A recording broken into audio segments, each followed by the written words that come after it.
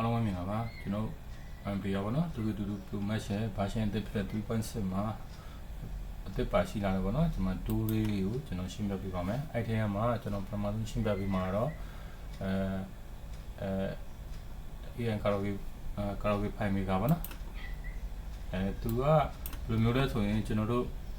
ခုဘကိုတီးသားဒေါင်းထားတယ်ပေါ့နော်တီးသားဒေါင်းထားတဲ့တချင်းဖိုင်ကိုဒီထဲဆွဲထည့်လိုက်တာနဲ့ဟိုဥပမာဗျာ1080နဲ့ကိုဒေါင်းထားတဲ့ quality လိုချင်တဲ့ဟေ့ဆိုရင်အဲ့ဖိုင်ကိုဒီထဲထည့်လိုက်တာနဲ့ software အလိုအလျောက်ဖြောက်ပြီးသွားမှာပေါ့နော်အဲ့တော့ကျွန်တော်အခုbrown folder ပေါ့နော်ကိုကဒီနေရာမှာကိုကဘာမှတိတ်မလဲပေါ့ဖိုင်ရလေဖိုင်ကဘာမှတိတ်မလဲဆိုရင်ကျွန်တော်အခုအလွယ်ကျွန်တော်ဒီ drive ဒီထဲမှာပဲတိတ်လိုက်မှာ drive ဒီထဲမှာကျွန်တော်အလွယ်ကူဆုံး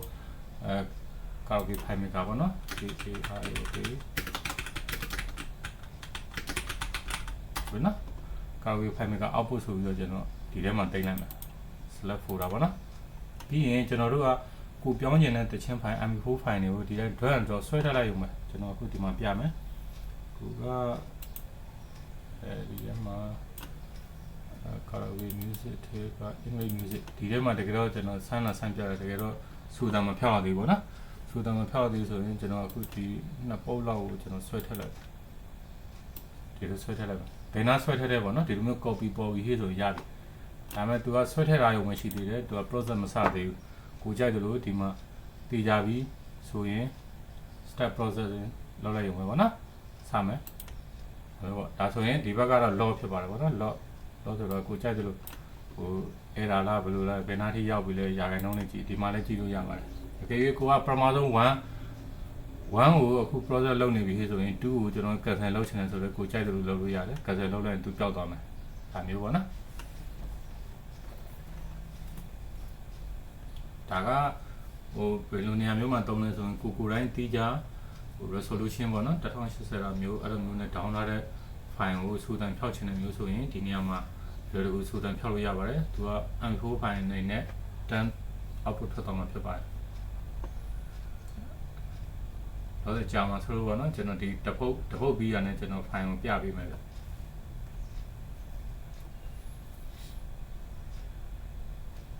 ဒီမှာသူဘယ်နာထိရောက်နေပြီပေါ့နော် process ပဲကလောက်နေပြီလဲဆိုရင်ဒီမှာအကုန်ကြည့်လို့ရတယ်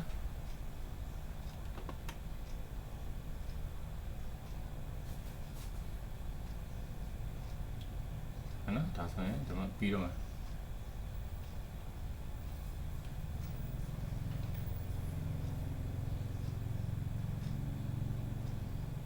ဒါဆိုရင်တပုတ်ပြီးသွားတယ်တပုတ်ပြီးသွားတယ်ဆိုရင်အဲ့တပုတ်ကိုကျွန်တော်ရင်ဆန်းပြမယ်ဒါတော့ minimize လုပ်လိုက်တော့မယ်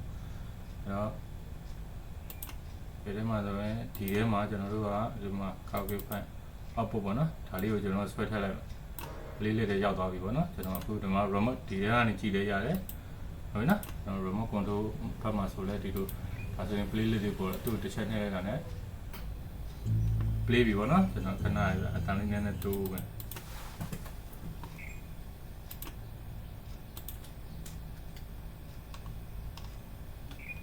ရရမယ်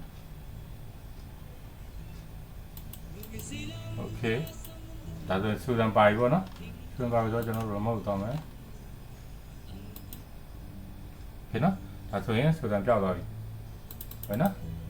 ဒါတော့အားလုံးလည်းအကျွမ်းတုံရှိပြီးသားဖြစ်ပါတယ်ဒါမဲ့ဒီနေရာမှာပြောချင်တာကဒီ2ကနေကိုစိတ်ကြိုက် down ထားတဲ့ mp4 file တွေကိုဒီမှာအလွယ်တကူလာပြီးတော့ဖြောက်လို့ရတယ်ဆိုတော့လေးပေါ့နော်